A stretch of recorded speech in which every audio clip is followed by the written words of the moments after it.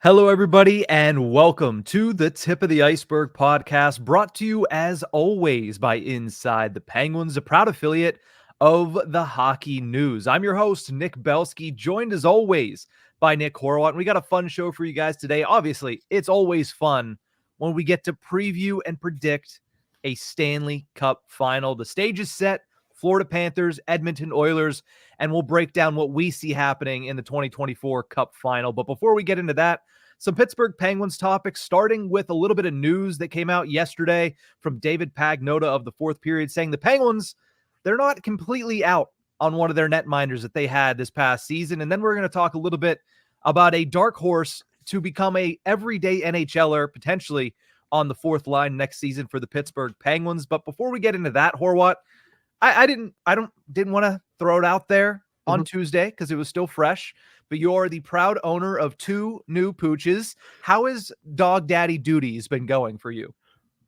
Pretty solid. I think they're getting a lot better with the anxiety of a move. We got them from Erie, 2 hours away. So the first few days weren't fun. And also within the first few days, it was, hey, I'm going to see Kenny Chesney. Also, there's a lot of other stuff going on. We had to get them groomed, had to go to the vets a couple of times already, but starting to settle in nicely. And they're quiet, perfect little dogs. There's no complaints. You will probably never hear them while we record. Eventually, I'll try and bring them in, but it's they're sleeping at the moment. Yeah, they were sitting there Tuesday. Yeah. Wouldn't be able to tell from this side. So perfectly behaved. And if you want to follow them on Twitter or X, formerly known as Twitter, go to @NickHorwat41. Not only are you going to get Penguins content, but now you're going to get cute dog pics. So I'll try to post once they start to smile a little more. I'll start to post them a little more. Double trouble. You don't want to be posting depressing dog pics. That's no fun for anybody. But let's move over and talk a little bit about the Pittsburgh Penguins. According to David Pagnotta of the Fourth Period, they're not ruling out a return for goaltender Alex Nedeljkovic, saying, quote, during his end of season remarks, Pittsburgh GM Kyle Dubas seemed to suggest that Joel Blomqvist would be inserted as one of the team's goaltenders next season. I'm told those comments were taken out of context, and the Penguins have not closed the door on netminder Alex Nedeljkovic, who can become a UFA on July 1st. The team continues to have an open dialogue with his agent, Rich Evans, about a possible return. So something that I believe that we talked about a little bit of Alex Nedeljkovic might be moving on. Apparently, the door is not completely closed on that situation. Horwat, what were your thoughts when you saw Pagnotta's remarks yesterday? That makes sense. It makes sense that the door is always open for any of your players that are about to hit free agency. I think that's just a general baseline when it comes to these sort of situations, especially when free agency is still a couple weeks out. As things get closer, maybe you start to hear more of the talks have ended. There's no longer this, there's no longer that. At this moment, at this juncture, it is still very much if I was to hear that the talks are still open with any Penguins upcoming free agent, I wouldn't be surprised. I'd kind of just go, yeah, probably where they should be, because they have the talking rights. They have the rights to discuss what the future looks like. And for what it's worth, Alex Nedeljkovic is of the Penguins' upcoming free agents, probably the biggest name. I think if you want to take it all the way back into a different insider, Frank Saravalli a long time ago, I think, listed Nedeljkovic as like the top available free agent goalie. So that's saying something. And once again, if you consider the nuts and bolts of free agent goalies, that'll be the second year in a row where the Penguins have the top free agent goalie about to hit market or going to market, whatever it may be. It'll be an interesting situation to see where it goes. At this moment, I'm not shocked that that's the conversation, that those conversations are still happening. In reality, that could be a good little, deal for both sides too, depending on what happens with Jari. Well, let's get into it here, because last year, Alex Nedeljkovic signed on a one-year show-me deal, and I think he surpassed a lot of expectations last year, especially whenever he grabbed the net away from Tristan Jari down the stretch, leading the Penguins on that run that they had to come oh so close, 3 points shy of a playoff spot. But the question that becomes, with Tristan Jari still under contract for 4 more years at $5+ million, how much are you willing to spend on a guy like Alex Nedeljkovic? Because last year made 1.5. How much of a pay increase could he realistically get? Because you would have to assume that's what he's looking for going into free agency. Yeah, it's probably what he's looking for. I'd have to look back at what his contract was before pretty much the one that he signed with the Red Wings. It could have been absorbent because he was still a young goalie, definitely at the time, and coming off of a stellar rookie campaign. But the Hurricanes just didn't want to pay him. And I think at the time that was the right move. And you only made $3 million for those 2 seasons. I would say it doesn't exceed that. He played 1 year, and it was a good year. I'll stand by that. Yeah, he did help the Penguins down the stretch, but again, it wasn't stellar game-stealing play. Well, there may have been a couple of stolen games in there. It just wasn't what earns more than $3 million. Considering he was still backup for most of the season, had to play through an injury, and ultimately didn't get that postseason raise or that postseason stretch to see what he could do there. I would see it going anywhere past 3, honestly, and it's a tough sell. I wouldn't even maybe stretch 2.5. He's not going to make a ton of money, especially because the goalie market is so weird that people don't want to pay their netminders. They just don't. Especially when they're already paying one.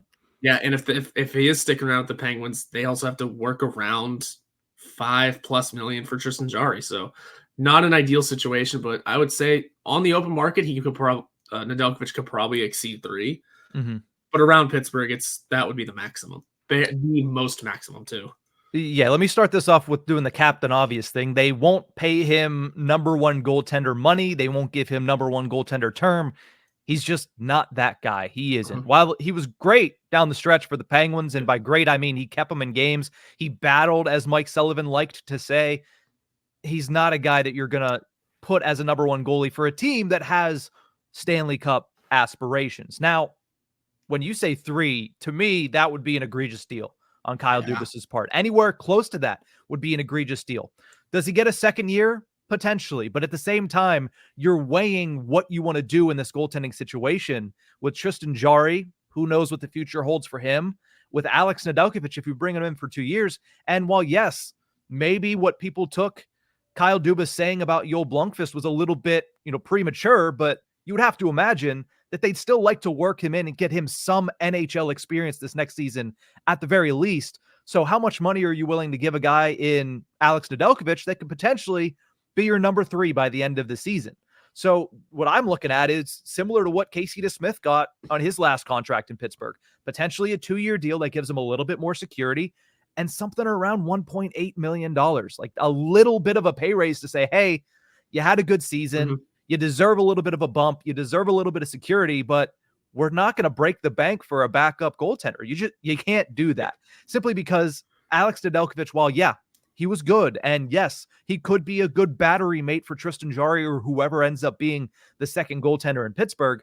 He's not a guy that you can count on to take over and be the dominant factor that's going to make or break certain games in a Stanley Cup playoff series. And at the end of the day, that's who gets paid. You look at what some people are saying now and saying, well, I mean, the Edmonton Oilers are in the Stanley Cup final with Stuart Skinner. Okay. But at the same time, there are levels to this thing. A #1 goaltender that has struggled to put consistent numbers up and has struggled at certain points in the Stanley Cup playoffs is not the same as a career backup / 1B making that jump and being something that he's never been. So, while I do understand the desire to bring back Alex Nedeljkovic, I think he was a good piece to the team. I feel like while it is a solid piece to the puzzle that you could bring back, I think there are other options out there. And I think part of this is gamesmanship by Kyle Dubas and the Penguins. Yeah, there's definitely that sense to it of just having this conversation, seeing what could be an acceptable deal. And generally just, you're right. Sure, some of the words may have been taken out of context when it comes to Joel Blomqvist. Again, had he had an AHL playoff run under his belt, who knows what kind of conversations would have happened then. So this is looking back at it, hindsight kind of 2020.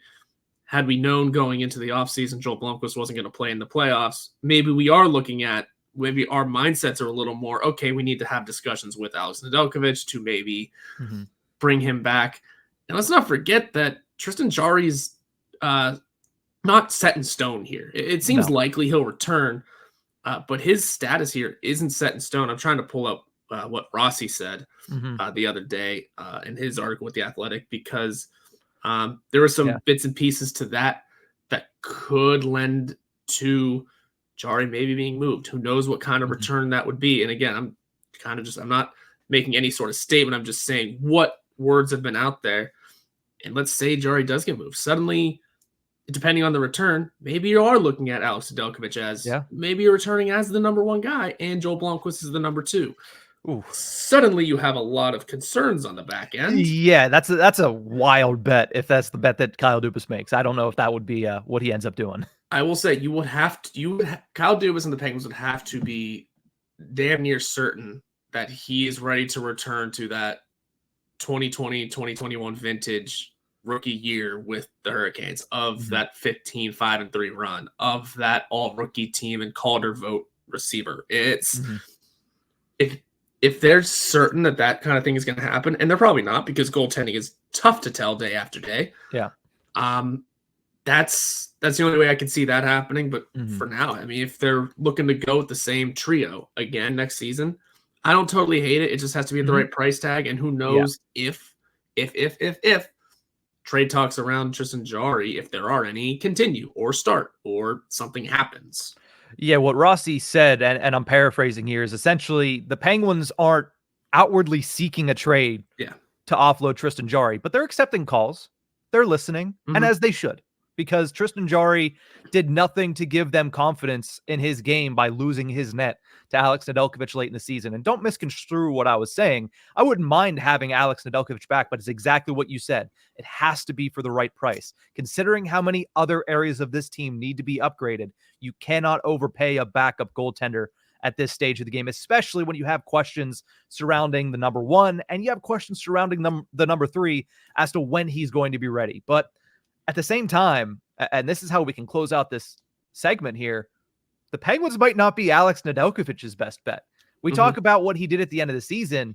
People overpay for goaltenders whenever they show something like that at the end of the season because they see the win-loss record. They see Nedeljkovic helping the Penguins battle back into the postseason, and he's going to be, as you mentioned, potentially one of the top names on the free agent market. He might get overpaid somewhere else that has more cap space and less to lose. So that might be something else that factors into this. Alex Nedeljkovic might say, you know what, I'd like to come back to Pittsburgh, but if I want to make more money, I can go play for, Utah's not a great example. They have a couple of pretty decent goaltenders, but a team in a similar situation to Utah where it's like, they're going to pay me more. Yeah, maybe I'm not going to battle for a playoff spot, but I'm certainly going to secure my financial future. And that's the time to take advantage of it because I believe he's either 28 or 29 years old at this point. So he needs to get it while the getting's good. And right now, I don't think he's ever going to be the number one goaltender on the open market again. So potentially not even the best option for him coming back to Pittsburgh.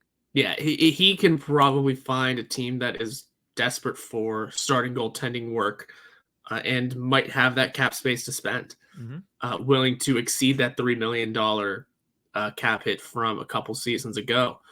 And again, this is something, again, I will take this with a grain of salt. I pulled up that Frank Saravalli article. He ranks the free agents. He's the top goalie, or the first goalie to be listed. And his contract projection here is 2 years at $2 million each. Depending on where he goes, he could probably get more than that. You also have to figure, he also said Jake Gensel might get 6 years, $8 million. So the projections are a little wonky. Yeah. But for 2 years, $2 million, I think that would be the max that if he's returning to Pittsburgh, that's maybe where that max sits.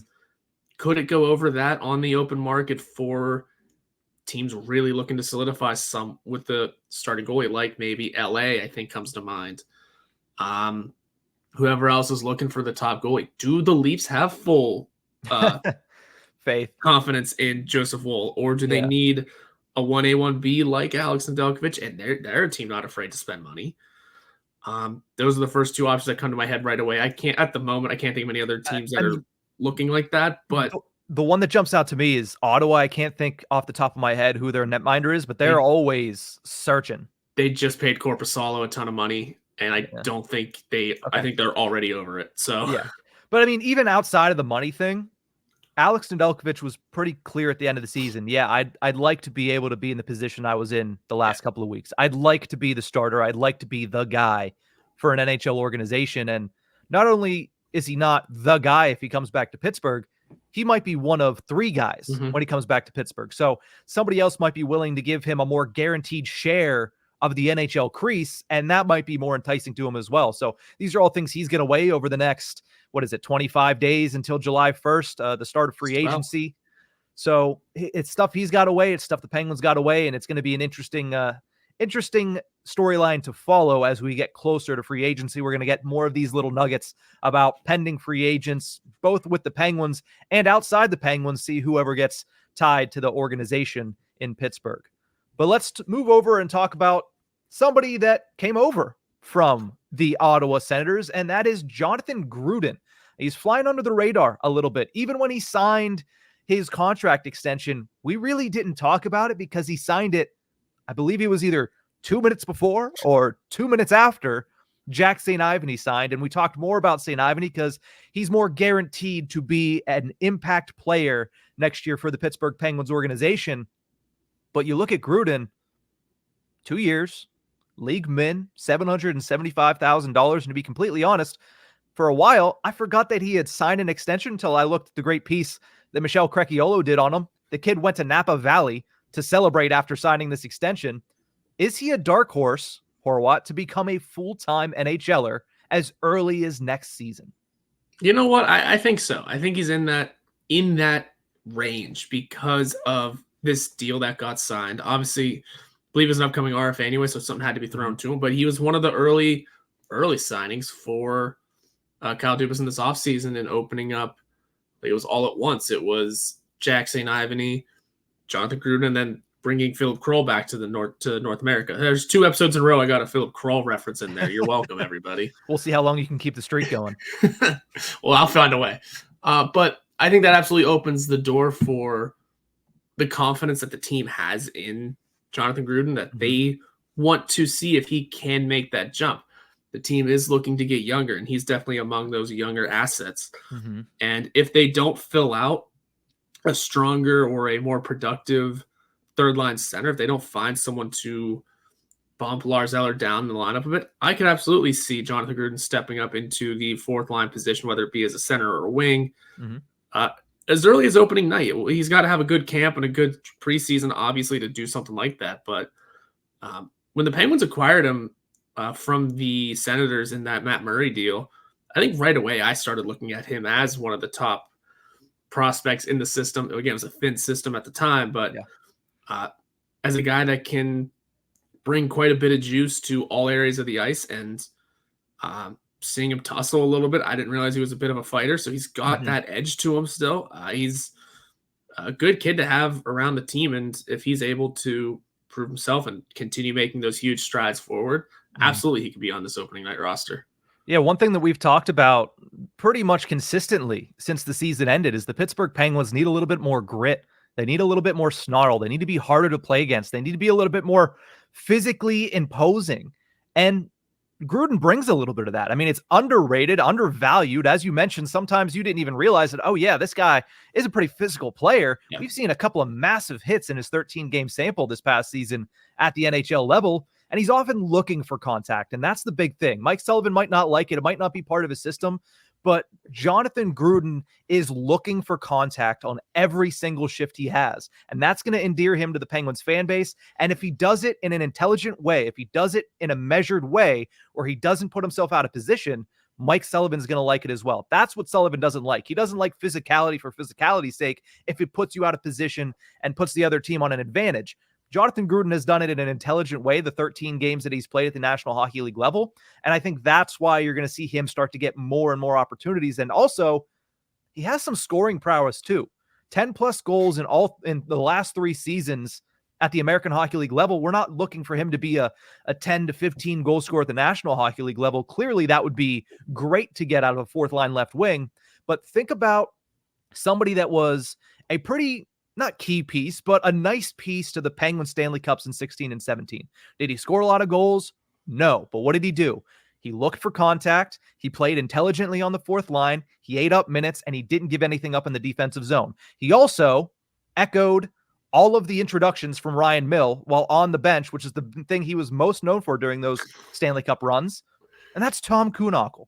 Think about a 1 inch shorter, 10 pounds lighter Tom Kuhnhackl, and that's Jonathan Gruden. Now, he can still fill out. He could still add some weight in the offseason. If he does, that's going to put him in an even better position. But I 100% believe that if he comes in prepared for camp, that he could not only make a roster out of camp, but he could potentially be a guy that plays and stays at the NHL level this season. Think about the fact that Emil Bemstrom isn't re-signed yet. Jansen Harkins isn't re-signed yet. Matt Nieto is going to start the season on LTIR. All of these guys were above Jonathan Gruden or fighting with Jonathan Gruden for playing time last year. If all three are gone, the runway is set for Gruden. And while we've talked a lot about Ponomarev and Koivunen, Gruden's gotten lost in the shuffle because he's not the most exciting, not the most thrilling type of prospect. But on the fourth line, you might need somebody just like a Jonathan Gruden. You just might. And you're right. You listen to those players that aren't signed yet and won't start healthy. It's the doors are opening for them, because it was those sort of players going down with injury or the switches to the roster that involved those sorts of names that forced Gruden into the lineup for a handful of games in the first place. So, yeah, if that's the streamline that he's taken, it could work out. You mentioned Tom Kuhnhackl, and I remember he went on to play with the Islanders for a couple seasons. And I was going to mention, and not only did Kuhnhackl provide those things for the Penguins, but then he ended up cashing out. Kuhnhackl did not cash out. No. He made under $1 million every time. So I was not on the right path there. But Jonathan Gruden, we're in a new era of the NHL where the salary cap is expected to go up a little bit. If he plays, at a pretty good level, these next couple seasons, and it's pretty much can do the same thing that Teddy Bluger did. Come in, really set yourself up as a young fourth line player for the time being. Maybe start to find some scoring touch, but hone in that defensive game. Teddy Bluger cashed out. Jonathan Gruden can do the same thing. Maybe win a cup with a different team too. It's just to keep following the line, and then not play in those playoffs, but still enjoy the celebration like anybody else. Yeah, listen, both Bluger and Kuhnhackl, they got their names on the Stanley Cup, and at the end of the day, exactly, that is worth a lot of its weight in gold. But at the same time, the one last thing I want to talk about here before we move over and finish off this episode with our Stanley Cup predictions and preview, you've seen a lot of younger players, Puustinen, Poulin, St. Ivany, Gruden, get these deals done very quickly and all for league minimum. Do you think part of that is because Kyle Dubas has been so open and so vocal about young players are going to get opportunities here? We need to get younger. So these players are now looking at the Penguins, whereas in years past, think of a guy like Philip Hollander, who basically said, there's not an opportunity for me here. I'm going back over to Europe. Is there more of an opportunity here that you think these young guys are seeing? Like, oh, I can not only stay with this organization, but I can get NHL chances, and I have a chance to prove myself if I just beat out people that are my peers. I don't have to beat out players that are making $4 million against the salary cap. I don't have to beat out players that have 300 games of NHL experience. I just have to beat out my peers, and I could get an opportunity at the NHL level. Do you think that's starting to kind of shift what Pittsburgh is as far as being a destination for these younger players? I think so. Kyle Dubas has said a couple of times now that they need to get younger. Jeff Carter retiring is going to have a big help with that. And it's getting younger while supplanting. Again, these young kids are going to want to get on the ride of what could the core, what could Crosby, Malkin, Letang do in their final years? Maybe I can be a part of that and help. And like I mentioned with Bluger, or what I thought Kuhnhackl cashing out, these young kids, if they come in, they help these veterans succeed in their final years. And let's say all hell breaks loose down the stretch of that, and it's okay. We're cutting every bit of bait we have. Those guys are going to cash out again. So the young kids are not only coming in, they're going to come in, they're going to play with future Hall of Famers, not make a ton of money, but maybe find some success, and then catch the eyes of a ton of people around the league, and then cash out. Look what Jake Ensel did. Again, it was a bit more long form, and he really was a great player. Proved himself. He came in, found immediate success with Evgeny Malkin at first, won a Stanley Cup right away, and went on to score 40 goals. Proved himself to be a really good player. became Sidney Crosby's top wingman ever, and he is going to make bank this summer. Oh, yeah. Again, this isn't apples to apples comparisons, but the way that these kids can come in for cheap at first, prove themselves to be good little players, especially next to future Hall of Famers, maybe extend their productivity a little bit, add a good productivity to themselves, cash out in a couple years.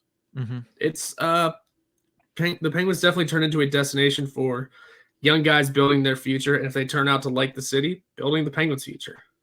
Exactly. And not only future Hall of Famers, but even think of these bottom 6 young guys. You get to learn at the heels of a guy that has been a linchpin to a Stanley Cup, a guy that has been a pillar of consistency through most of his NHL career, and a guy that has been through a lot of different things in his career, being traded at the trade deadline, contract situations. Lars Eller is a really solid piece as a veteran for this locker room and also on the ice, but for the locker room as well. So I think that what you're seeing is a little bit of a shift in the Pittsburgh Penguins organization, and it started last year when you saw guys like Puustinen playing, I believe, 52 games last year. You saw a lot of younger guys getting opportunities, and while the year started with a bunch of veterans, a bunch of give them one more kick at the cans.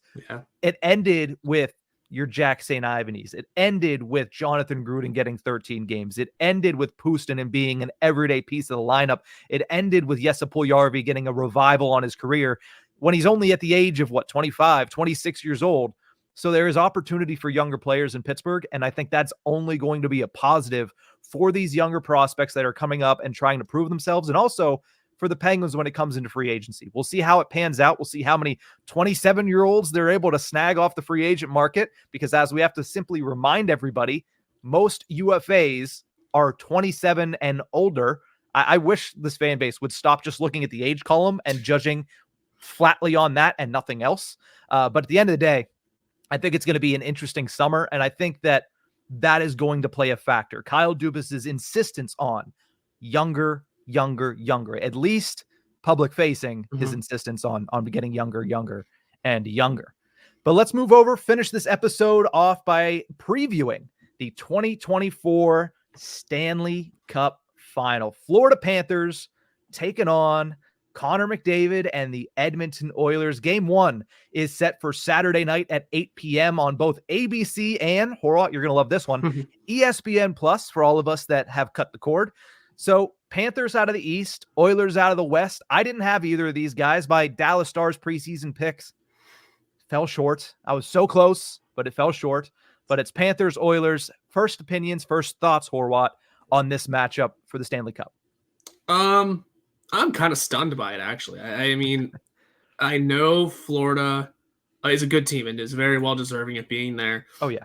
I'm just still getting used to them being this good. Like, I've seen them be good for a long time. I can remember way back, in the way back machine, thinking that they are getting robbed of missing the postseason. Now they're in the Cup Finals for the second straight year.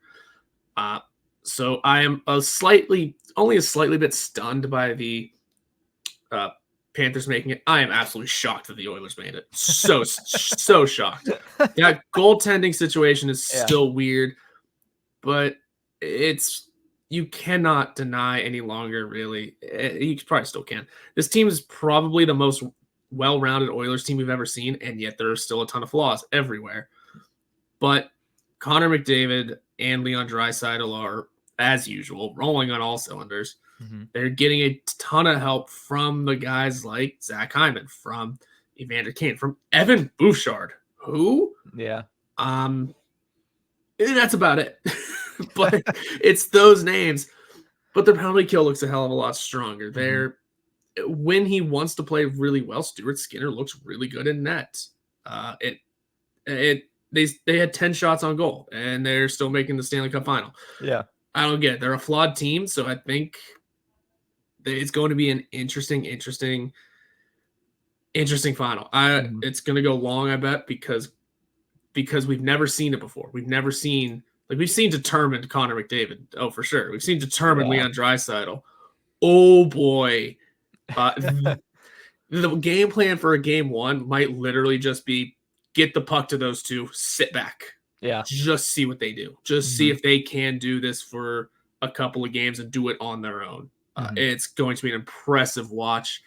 that I'm stunned to see these two teams, but also so excited. I'm so happy to see that it's going to be fun hockey.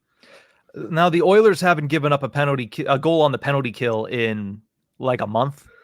So that's going to be a huge, like, you look at the Oilers, one of the ways they're doing this, and it's tried and true almost every postseason, there's a team that lives and dies on special teams. The Edmonton Oilers live and die on their special teams. Their power play is unbelievable. It is disgusting how good their power play is, and that's simply because Connor McDavid and Leon Draisaitl against only 4 people on the other side, and you give them a couple other guys to either pass the puck to or just dance around.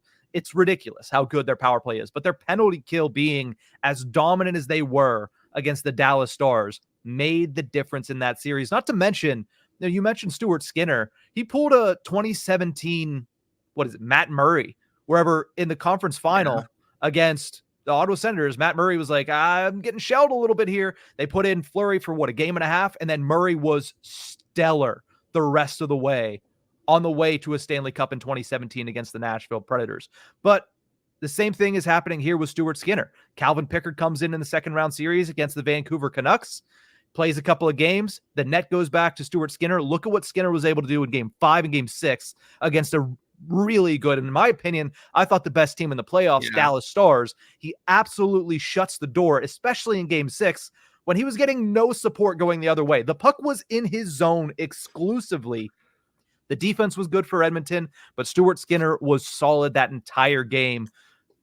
It's going to be a tough one. It's going to be a tough one to predict. When I look at these two teams, I still think the Panthers holistically are the better team on paper, but whenever Connor McDavid is sitting there, the paper trail just gets bunched up and thrown into the garbage. So it's going to be a tough one to predict. Mm-hmm. And with that said, let's do that now, right? Let's rip the Band-Aid off, Horwat. Do you want to lead off, or do you want to think about it a little bit more? I've kind of been grandstanding here to try to make sure that I am fully confident in the prediction that I gave out Tuesday on the live stream, but I'll let you go first. Yeah, I'll take first. Also, just real quick, I believe Matt Murray was hurt to start the 17 playoffs. Just want to throw that out there. But no, not start the 17 playoffs. In the conference final against Ottawa, I thought he started and then was benched, if I remember correctly. I think he got yanked. Something like that. I think Fleury started that series. Again, we don't have to dive into the history of the Penguins right now. I'm just trying to remember. I believe Fleury started the series. Maybe Murray got yanked at one point. That being said, Oilers, Panthers. I'll tell you what, I do believe that the Panthers are the deeper team as well. I think that might give them a great advantage. Put it this way, they have Oliver Ekman-Larsson playing with former Penguin Dmitry Kulikov. On the third pairing, OEL's in a new role. He doesn't have to play 20-plus minutes a night for a team. So he's a good defenseman in his spot. If they're able to find ways to shut down the two-headed monster of Draisaitl and McDavid, I think the Panthers can take the series. I'm going to roll with the Panthers in a long series, though, 6 or 7, just because Connor McDavid's going to steal some games here. We'll see how things go for the Panthers, but I'm going to stick it with them. I'm going to stick it with the Panthers, and McDavid will just have to pull some magic again another year. I'm trying to look through that series real quick. Ottawa Senators, Pittsburgh Penguins, an all-time series in my eyes, first and foremost. It looks like Fleury did start that series, and then Murray came in midway through. So my memory was a little askew, but at the same time, Murray came in and was dominant because he was healthy by that point, and they kept running with a guy like Marc-Andre Fleury. So different circumstances. But I get what you're going for. He comes in loses it, comes in and takes over. Yeah, it was thought that, it's Marc-Andre Fleury's net until it's not, and then it wasn't, and Matt Murray was tremendous in the back half of those playoffs. I think back-to-back shutouts in Game 5 and Game 6 of the Stanley Cup Final. Yep. It's crazy what's happened to his career, but that's a topic for a different day. Series prediction, sorry, you took Panthers in how many games? I said 6 or 7, and I don't hold me to nailing one down just because it's going to be one of those series where it could go either way. For what it's worth, because of the way the Panthers are so deep, they could run away with it in 4 or 5. You just never know. Yeah, I don't. I just nailed down 4, 5, 6, and 7. So I don't know what you have the Panthers in any way possible. Yes. You're covering the field for this prediction. The one thing that scares me is Connor McDavid in the Stanley Cup Final. We haven't seen it. Yep. We haven't seen it. And the goal he scored, It wasn't the game-winning goal. It wasn't the series-clinching goal, but the goal he scored in Game 6 against Dallas is something that scares me because I feel like he could pull that out in every single game of the Stanley Cup Final. Mm-hmm. What is there left to, at this point, what is there left to reserve for, right? The Stanley Cup playoffs are a grind, but at this point, it's just to the wall every single night. We haven't seen McDavid like that in a playoff series. Yeah. I'm a little concerned about that. So I'm not taking it in 4 or 5, but I will take the Florida Panthers in 6 games. There's a little bit of a Penguins of 2009 feel to this team right now. You get there the first year, you'll learn the lessons, you lick your wounds, you come back better the second year, and I think this is a better team this year. I mean, you look at last year's team, they were the last team into the playoffs. They were the last team eliminated from the playoffs. They were safely in the playoffs this year, and I think they're going to be the last team standing this year. I'll take them in 6 games. They're a more complete team, and I thought the same about the Stars.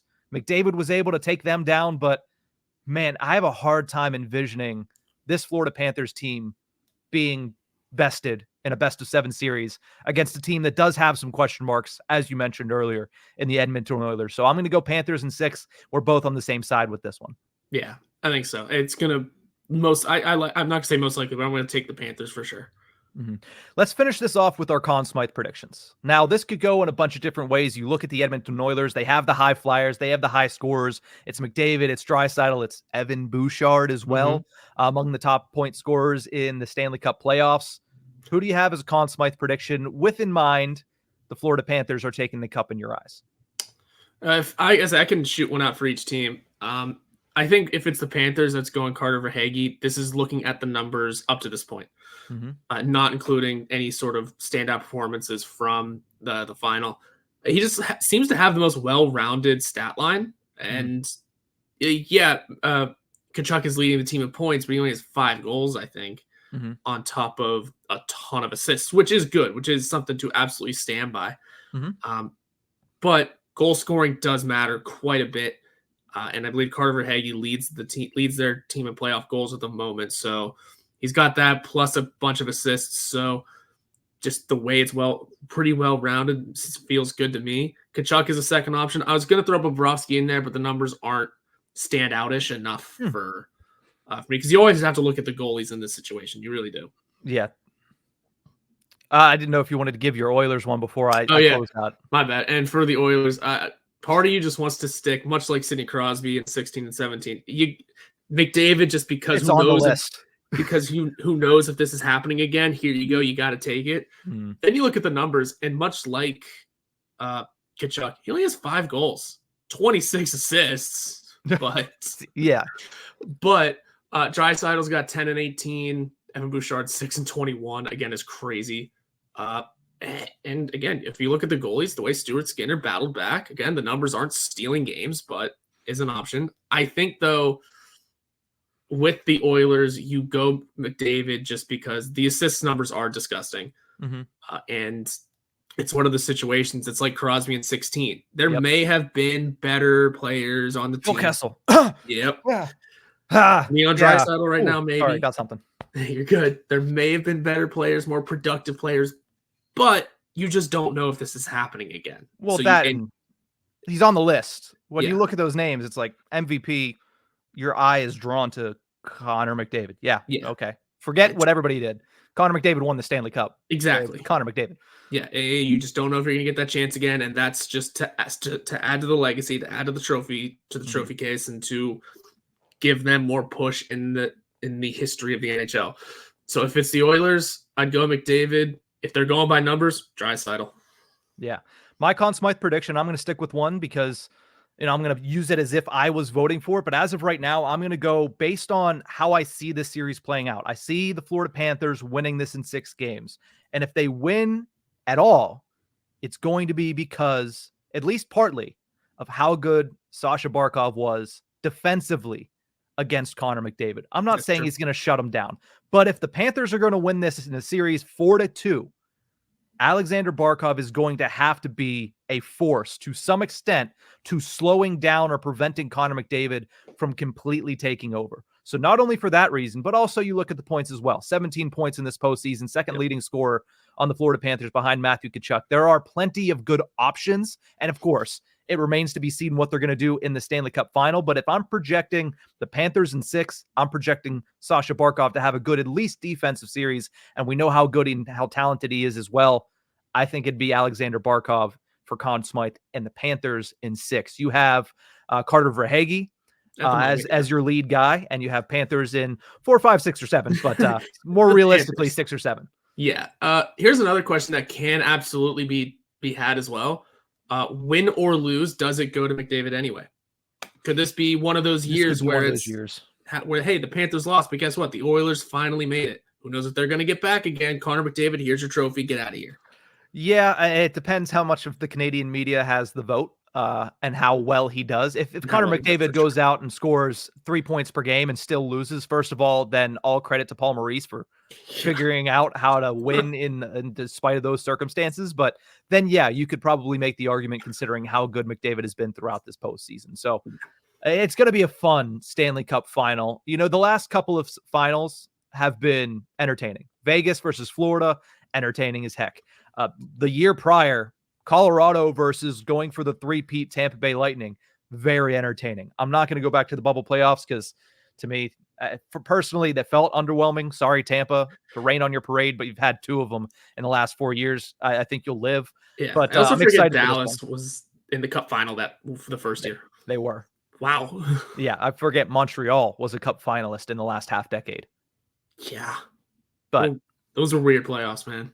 Strange times in the NHL. But let us know in the comment section who you have, how many games, and who you think is going to win the Conn Smythe Trophy for the 2024 Stanley Cup Final. Oilers, Panthers kicking off on Saturday, 8 p.m. Eastern on ABC and ESPN+. But for this episode of Tip of the Iceberg, we're going to say a goodbye. You can follow us on YouTube at Inside the Penguins or anywhere you get your podcast from.